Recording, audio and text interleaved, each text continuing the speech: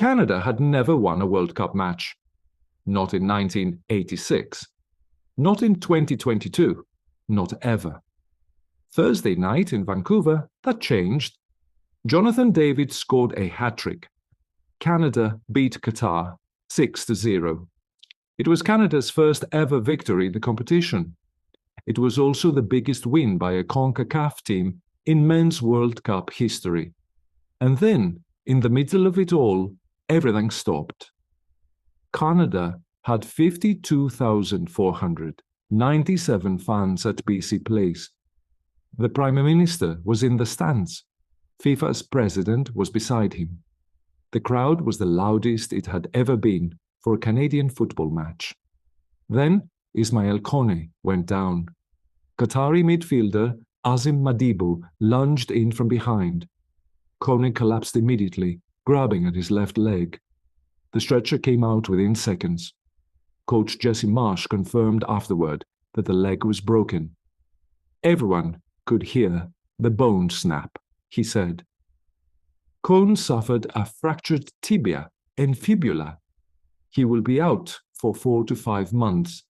His World Cup is over. The stadium fell silent. Canadian players surrounded him. Some were in tears. Kone waved to the crowd as he was carried off, his left leg in a large protective boot. And then something happened that nobody planned. Nathan Saliba came on as Kone's replacement. 13 minutes later, he scored from a direct free kick to make it 4-0. Instead of celebrating, he ran to the sideline, picked up Kone's jersey, and held it up to 52,000 people. The stadium erupted again, not for the goal, for the gesture.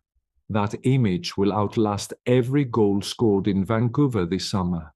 Here is what this night actually meant for Canada. Canada tripled their overall World Cup goal total with this single match. Before Thursday, they had scored a total of 2 goals across every World Cup appearance in their history. They scored 6 in one night. David became the first player to score a hat-trick for a host nation since 1966. He had not scored in open play for his country in more than a year going into this tournament. He scored 3.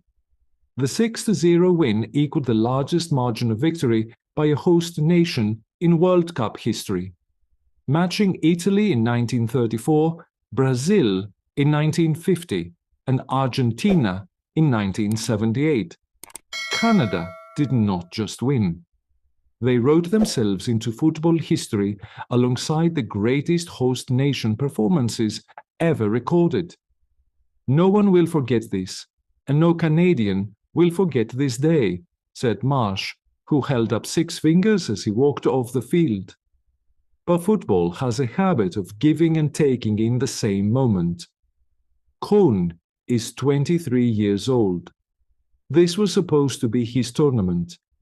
He was one of Canada's best players in qualifying. He helped get this team to Vancouver. He was there for the first 51 minutes of Canada's greatest night. Then he was in hospital, preparing for surgery, while his teammates scored 3 more goals without him. His replacement scored, held up his jersey, pointed to his number. That was the moment that said everything about this Canada team. Not the 6-0 scoreline, not the hat-trick, not the Prime Minister in the stands. The substitute who scored and immediately forgot about himself. Canada now need only a draw against Switzerland to finish top of their group. That would mean their round of 32 match is played at home, in front of a home crowd. The momentum is real. The belief is real. The talent is real. The only thing missing now is the player who helped build all of it.